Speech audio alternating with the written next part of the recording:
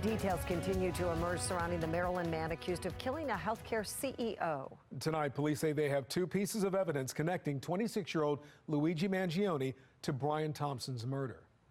Good evening, and thank you for staying with us. I'm Kai Jackson. And I'm Mary Bubala. This morning, law enforcement officials confirmed fingerprints found at the scene match those taken during Mangione's arrest. Then hours later, New York City police announced the gun found on Mangione matched shell casings from the scene.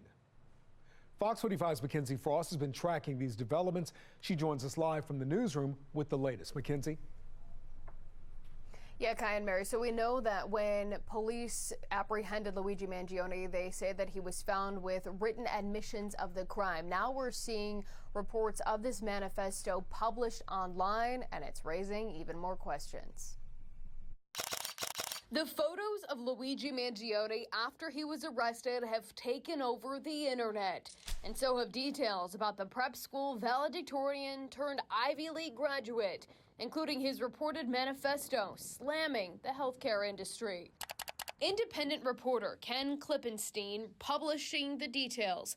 Mangione telling the feds he, quote, respects what they do and stating he wasn't working with anyone. I do apologize for any strife of trauma, but it had to be done, Mangione writes in his manifesto, calling healthcare leaders, including United Healthcare CEO Brian Thompson, who was gunned down in Midtown Manhattan, parasites who had it coming. Expressing frustration with the healthcare industry, Mangione uses United Healthcare by name. He claims the healthcare companies have simply gotten too powerful, and they continue to abuse our country for immense profit.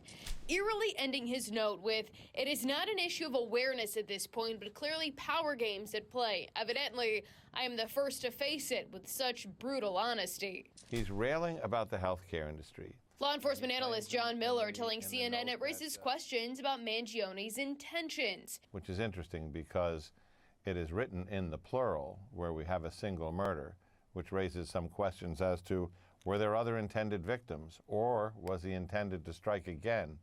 And what about the manifesto? Was it meant to be found?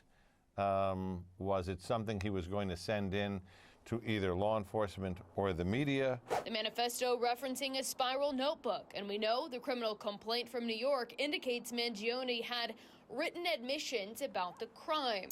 Mangione's qualms with the healthcare industry may stem from his own experiences. His former roommate in Hawaii says he had a debilitating back injury that often made it difficult to do daily tasks. Mangione later had surgery, an x-ray seen on his social media pages. I knew he was going to have a surgery, so earlier this year I checked in with him. He confirmed that he had surgery, and he sent me the x-rays. It looked heinous with just giant screws going into his spine. After that, he called me once. I didn't pick up. We kind of texted a little bit, but unfortunately, I feel terrible now. I wish, I would have made more of an effort to communicate with him. Meanwhile,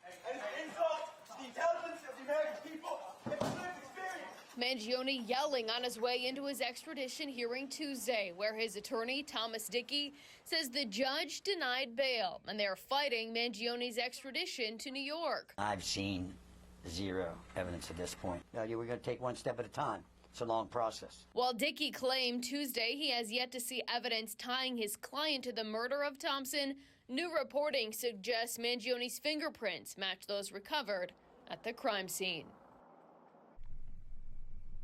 Now, New York Governor Kathy Hochul says she will sign the governor's warrant requiring Mangione to be brought back to New York to stand trial for Thompson's murder. And as it stands now, legal experts say that he will likely face that trial in New York first before facing firearms and other charges in Pennsylvania. Luigi Mangione currently has a preliminary hearing scheduled for December 23rd in Pennsylvania. Live in the newsroom, Mackenzie Frost, Fox 45 News. I'm Mary Bubala. Thank you for watching. Here's another video for you to watch. Also take some time to subscribe to our YouTube channel.